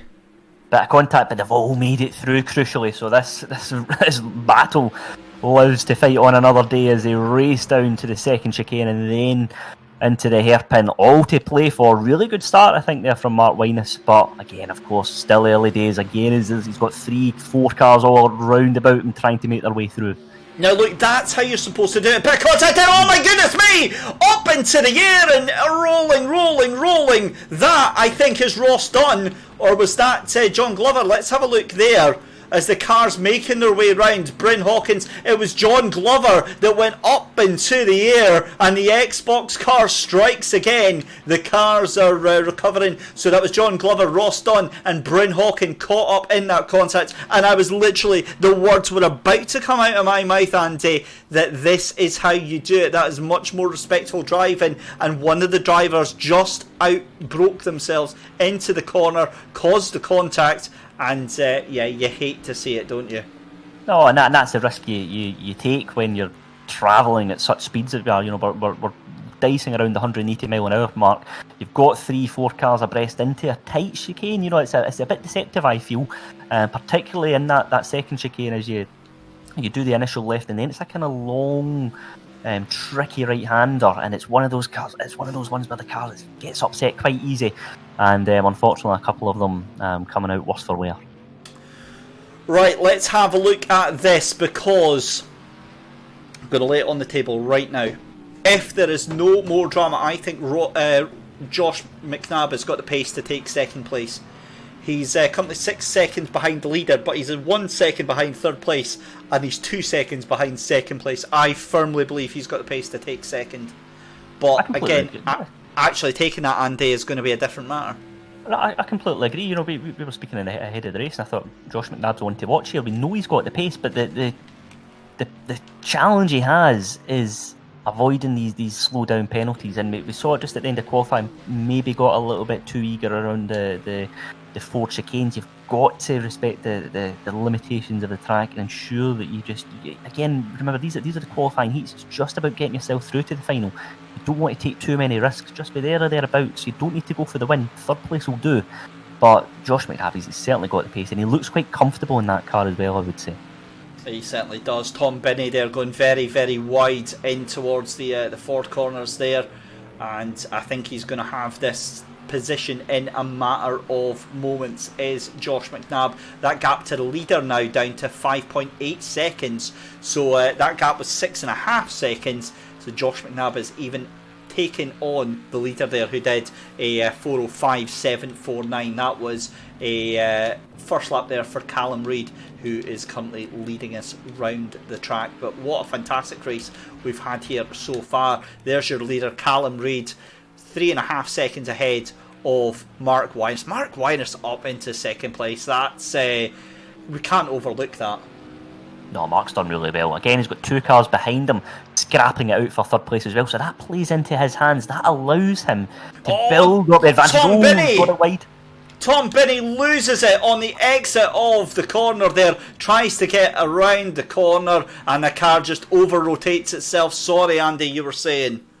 No, I said, again, it's another easy part of the track to get that car unsettled, because do you do a little lift, or is it a dab of the brakes? You want to be eager and carry as much speed as you can down that Mulsanne straight, but unfortunately Tom's proven that it can go all horribly wrong.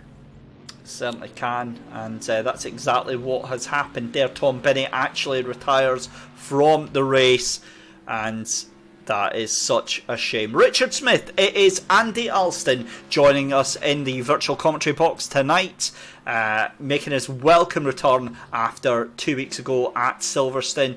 And Andy, it's an absolute pleasure to have you on board tonight, buddy. Callum Reid, though, 4.7 seconds ahead of second place, but Josh McNabb still trying to bring that gap down. Yeah, he certainly is. I have to say, in this race, he looks like he's just on the pace. You know, when you're watching how that car's behaving as it makes its way around the lap, you can just tell he's extracting the absolute maximum performance out of it, as he looks to be in a prime position to secure second place as we make our way down into the Mulsanne hairpin. Look at that, a wonderful, wonderful view. The sun starting to set here in France as we see the car in towards the Mulsanne corner there of Josh McNabb. Wants to try and get a good exit. That's exactly what he has done here, and he is more concerned about this battle for second place than the leader right now. Awesome stuff here, and yeah, this is looking fairly settled now, because John Glover, he's about 6 seconds behind Josh McNabb for that third place. Yeah, he is. Again, this is the dilemma a driver has here, because these are the qualifying heats. So, do you want to go for glory and try and get second place here? If you've got the pace, you dare say why? One car's gone off. Unfortunately, that brings Josh McNabb inheriting second place in this race, and he'll say thank you very much, and off he goes into the sunset. Mark Wyness, after all that excellent work, has just undone it and handed the place on a silver platter to Josh McNabb. But more importantly now, look at that. What difference is that going to make to John Glover in fourth place? Because now he can just start to see Mark Wyness in the background there. Yeah, definitely can. Couple of minutes left in this race as well, so it's going to be difficult. He's got to make sure he's absolutely getting the most out of that car as he can. But it's difficult, but not impossible. Anything can happen in these races in the SMRC eSports Championship, so don't count him out just yet. Wonderful stuff. So we're about to start our final lap here from Callum Reid's, with Josh McNabb up in second place, and it's very, very wide again for Mark, and Mark Wyness is really struggling right now.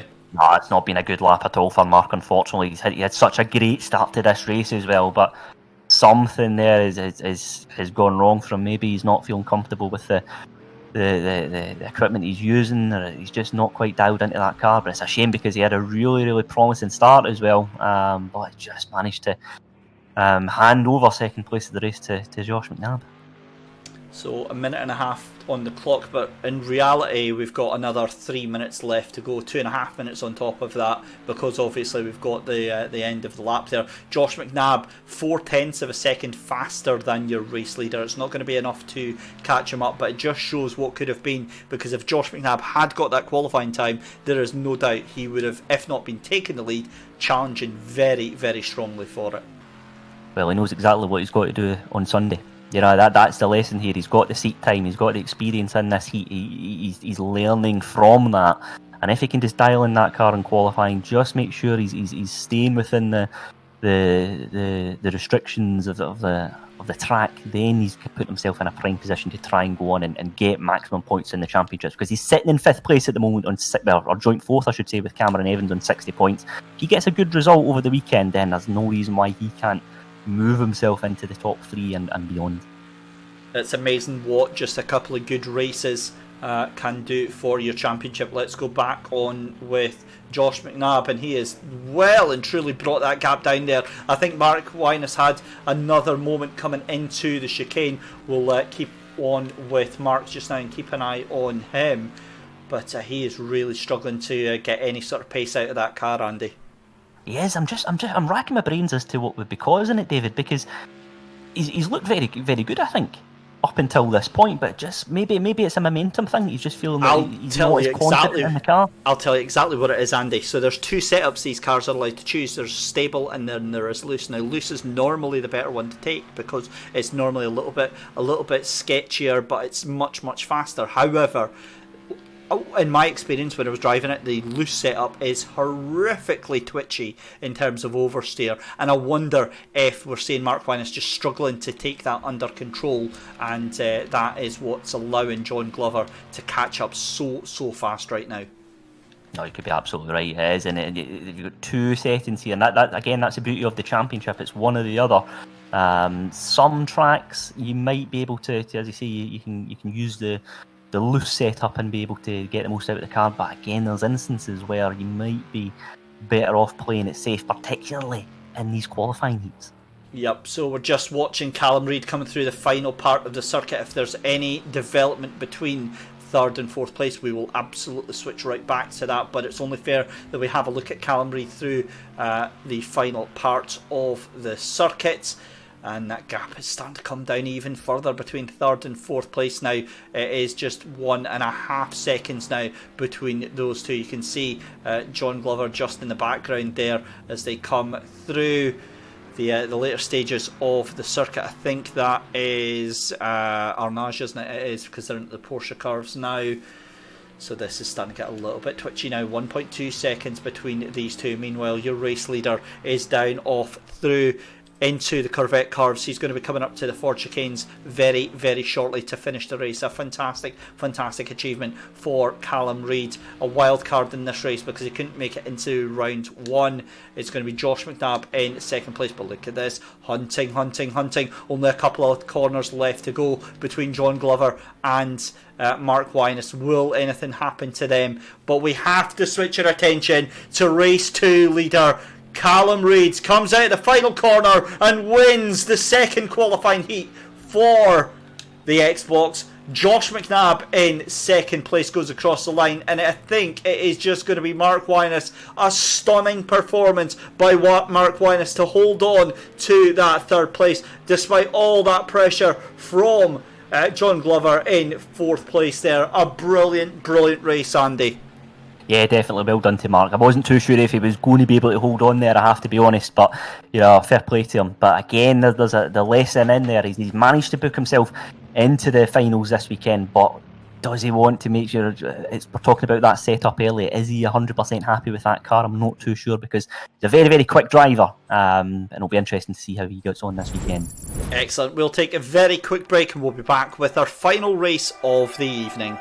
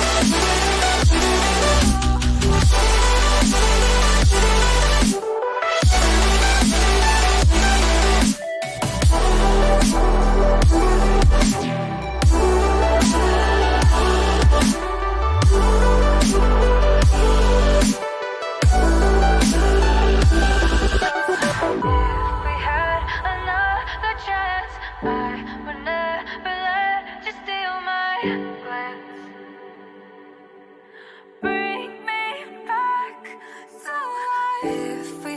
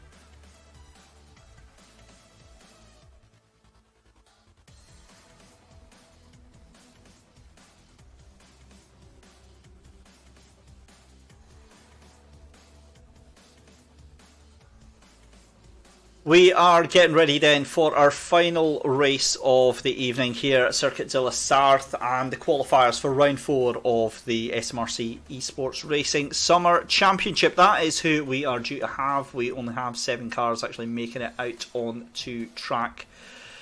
And this is who we have got. We have got Thomas O'Connor, we have got James Black out there as well, we've got A1 Toon, that's Stephen Bramwell. You've then got Tony Logie, Cameron Evans. Tony Logie and Cameron Evans, they are going to be something else. You've also got Stu Innes, and then you've got Andrew McKinley out there as well. So 7 cars taking part, 8.5 minutes left to go. What do you think we are going to see, Andy? Well, it's going to be a grand finale, I think. You know, championship leader Tony Logie going into this one after a very, very strong performance last time out at the finals at Silverstone. I think this is going to be an interesting one to see who comes out on top. Again, Cameron Evans is a driver who, he has a lot of pace about him. James Black is one I would like to see how he gets on, because of course he's sitting there third in the championship at the moment, just 4 points off Aidan Wilson, who's currently second in the standings. So he's one who'll certainly fancy his chances of booking his place in the finals this weekend. Yeah, it's certainly looking very, very interesting as well, as we see Aidan Wilson missing yet another round of the championship. So that really throws the cat amongst the pigeons. Tony Logie now starting to stretch away. And you've got to say, I mean, that's what, 46 points that he's ahead, or 46 points that he's got over James Black in second place. But James Black really having that resurgence as of late. So again, if we can see Tony Logie kept into battle here, who knows what we're going to see.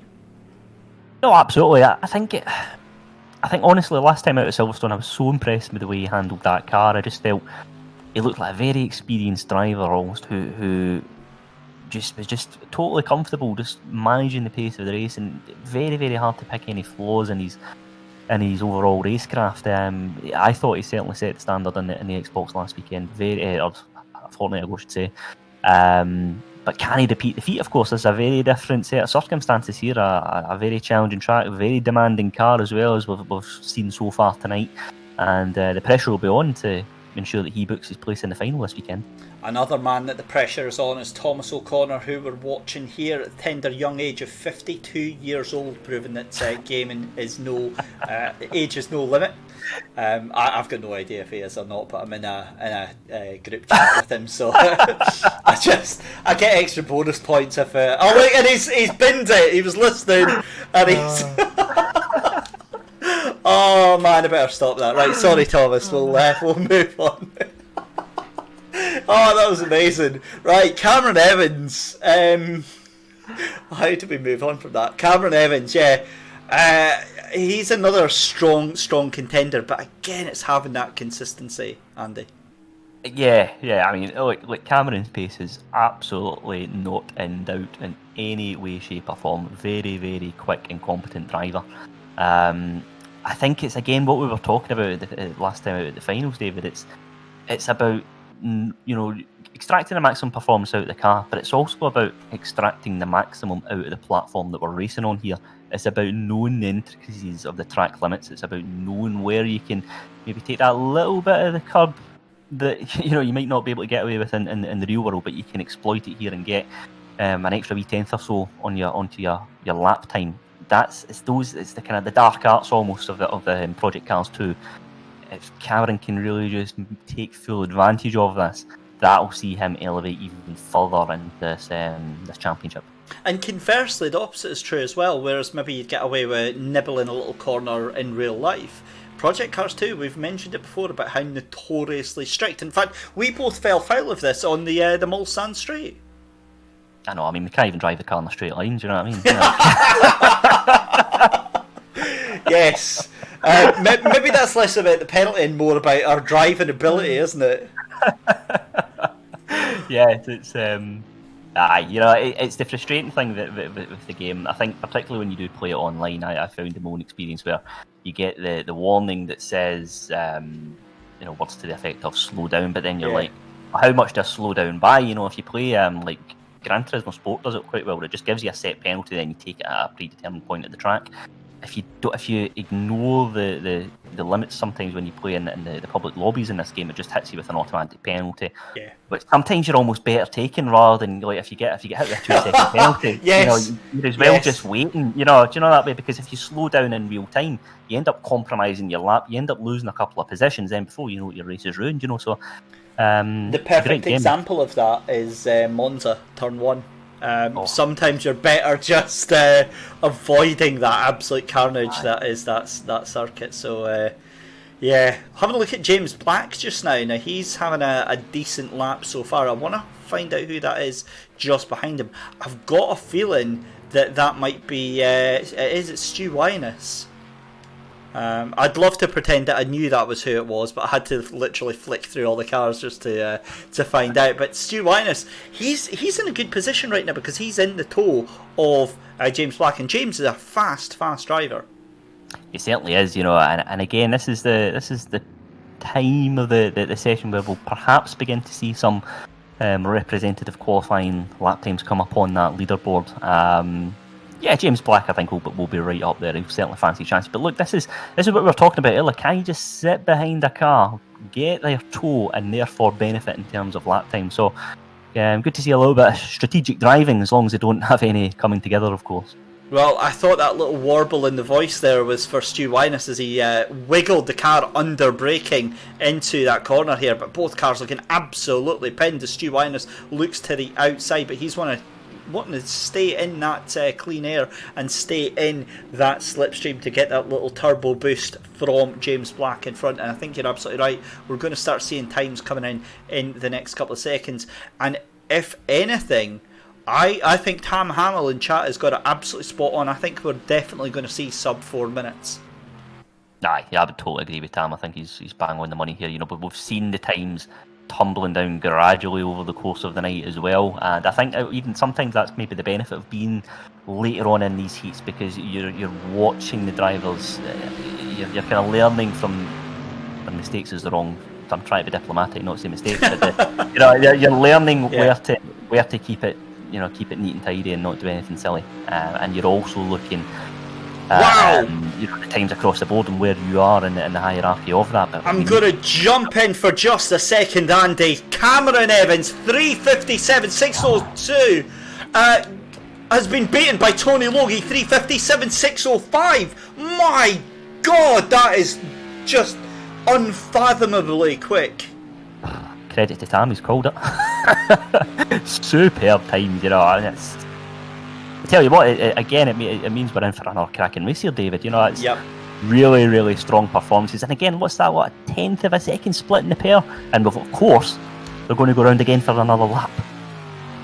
That is, my God, I cannot believe that after all night, right? And we've had some relatively.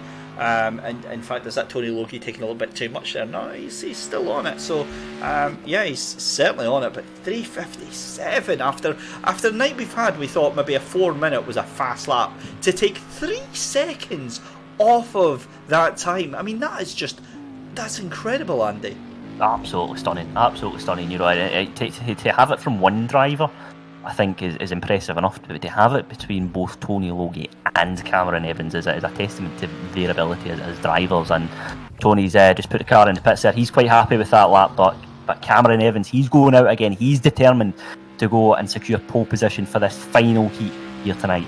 Well, let's stay with Cameron because he's going to be the main contender for that. We'll jump into chase view as he comes down into chicane number 2 then on this Mulsanne straight. These new additions after the early 90s and the instance that both myself and Andy were talking about during the early 90s with Mark Webber and with Peter Dumbreck. In fact, I remember seeing an Instagram picture the other week from Duncan Vincent, who was actually with Peter Dumbreck at the site, at the forest on the left hand side, where his car flipped over and went into the trees.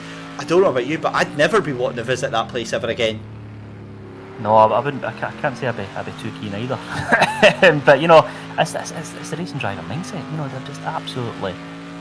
They have no fear. They'll go out again, and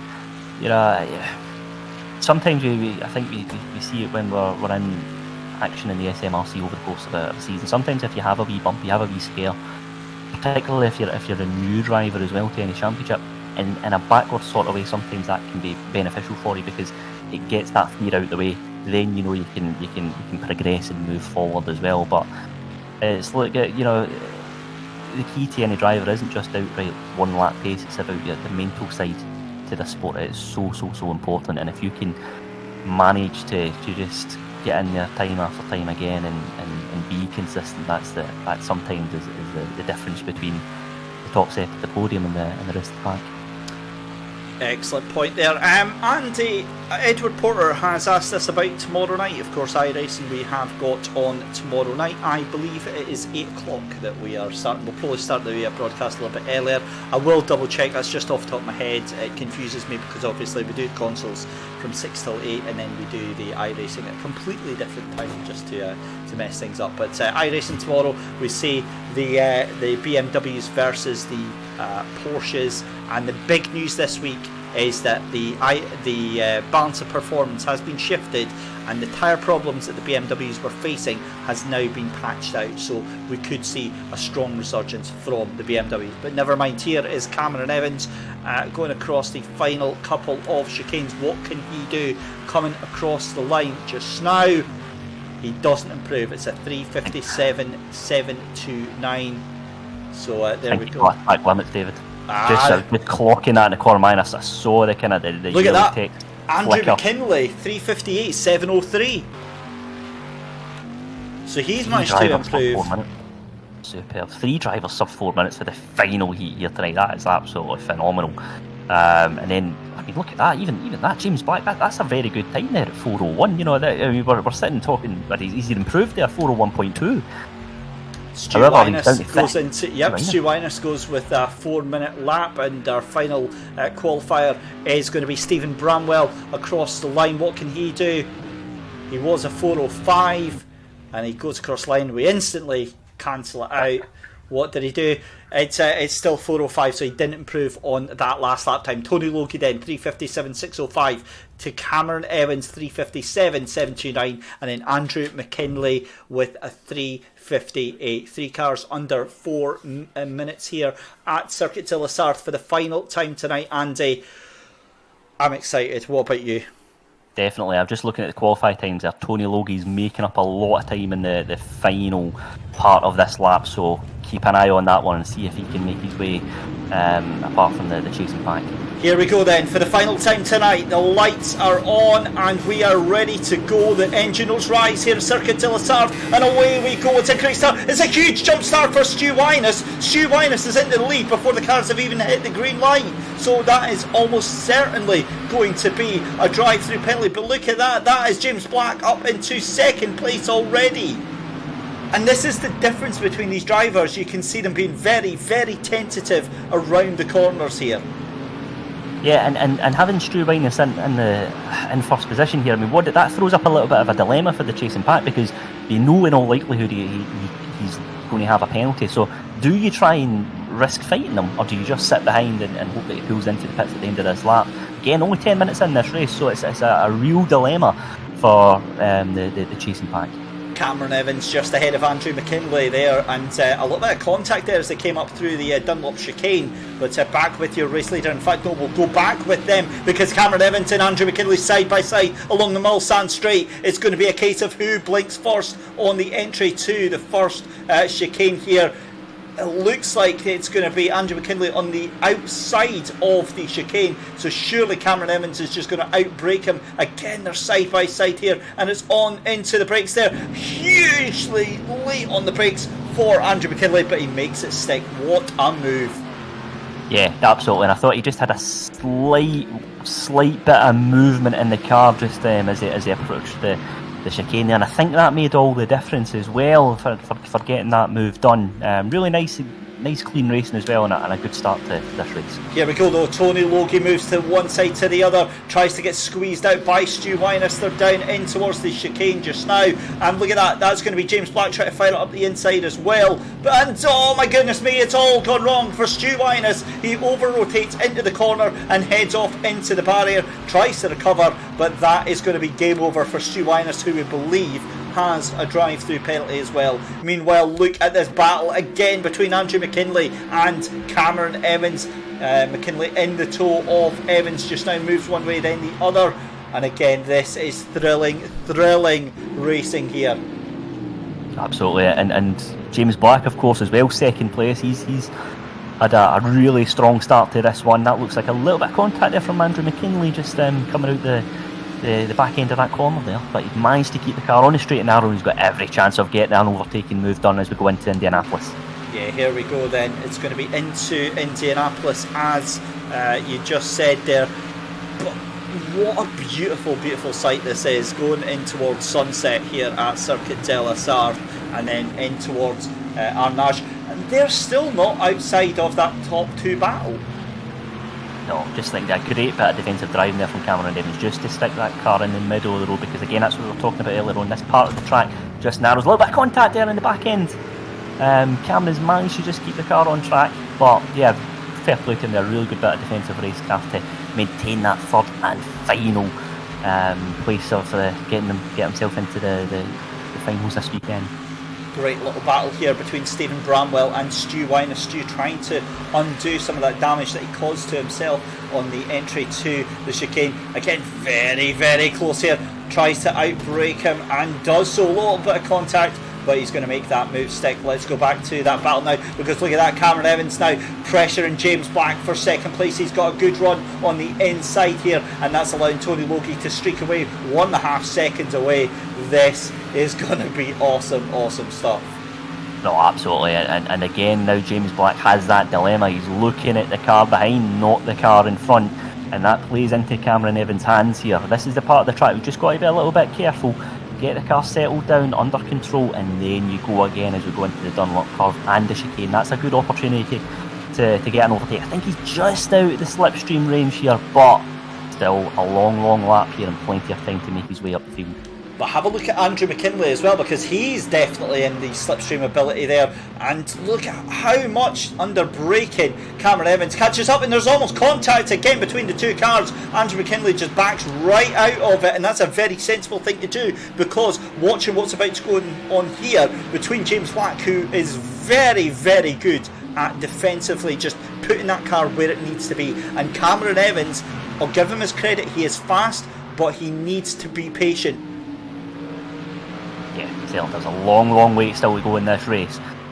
Really impressed again with James Black and his defensive driving, but this is where that defensive skill is going to really be put under pressure as we come into the first of two chicanes here on this Mulsanne straight. So down the Mulsanne straight then, and Cameron Evans moves to one side to the other, but the man who's on the move, Andrew McKinley, has a huge rocket boost as that Aston Martin Vantage GTE fires up from one side to the other. He gets a double slipstream, and that is going to put him up into second place out of absolutely nowhere. So James Black has been well and truly mugged by the two of them there. Andrew McKinley up into second place there, but Andrew McKinley has got a penalty, and Andrew McKinley has got a 1 second penalty, so that will hand second place at the moment back to Cameron Evans. You don't even know where to look right now, do you?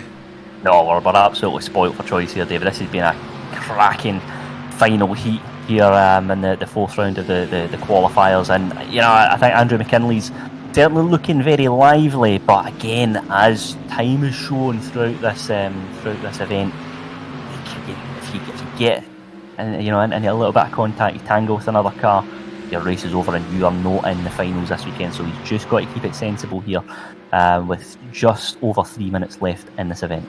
But is that possible though, given that these three are duking it out, or does the instinct just take over here? This is it. I mean, it's racing drivers. Of course, you want to be finishing there as strongly as you can. But the pleasing thing I would say is that there does seem to be a good bit of trust and respect between these three drivers. That the racing is pretty clean. You know, we're not seeing people just sending it. You know, they're lining each other up as they would do in the real world, and there's that mutual respect between the three of them, and then that just means we are treated to some fantastic racing here. Give it half a lap. Andrew McKinley then loses out on that second place to Cameron Evans. A beautiful move up the inside, gets the slipstream and makes that move stick, as we see Andrew McKinley going very, very, very, very wide, just managed to hammer on the brakes and puts himself right into the firing line from James Black behind him. In fact, James Black up into that fourth place, and he is hunting, trying to get that position back, and now Andrew McKinley is in the pound seats in the Porsche curves because he is tucked right to the back of Cameron Evans. I just don't know what is going to happen in these final 4 minutes. I think Cameron would rather be in second here and not be chasing. I think it probably suits him better as a driver as well. But Andrew McKinley, he is not settling for second place. He is determined to make his way past, because again, it's still all to play for. Only 3 drivers, of course, can qualify for the finals on Sunday, so one of them is going to miss out as it stands, and of course we've got a 1 second time penalty into the mix as well. Yeah, and that 1 second time penalty is on Andrew McKinley, so he really needs to get moving and get himself up there just now. We're on the chase view of Andrew McKinley. It's as if somebody's put a GoPro on a selfie stick on the rear wing of that car. A wonderful move. Oh my goodness me, Andrew McKinley loses it on the final chicane, and there goes his qualifying position from third down to fourth. and from third down to fourth, and that hands third place to James Black, 5 seconds behind, and that is a huge mistake under braking again, Andy. A total disaster, and he's got to be hoping that James Black and Cameron Evans come into contact in the final couple of minutes of this race, otherwise he is not going to be with us at the finals this weekend. Absolute heartbreak for Andrew McKinley on top of that time penalty.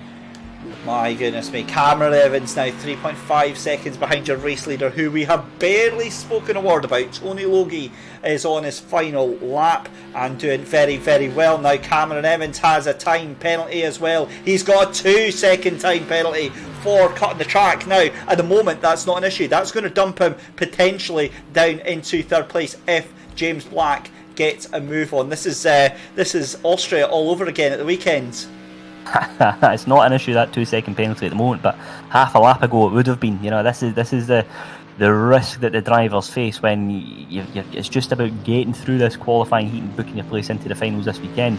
If you rack up unnecessary time penalties, you really do risk jeopardising your seat in the finale. Right, James Black is 7.5 seconds behind the race leader. Now, Andrew McKinley is about 2.5 seconds behind James Black. Well, he's 3.5 seconds behind James Black with that time penalty. I wonder if there's going to be enough time in this lap for Andrew to make a move onto James Black there.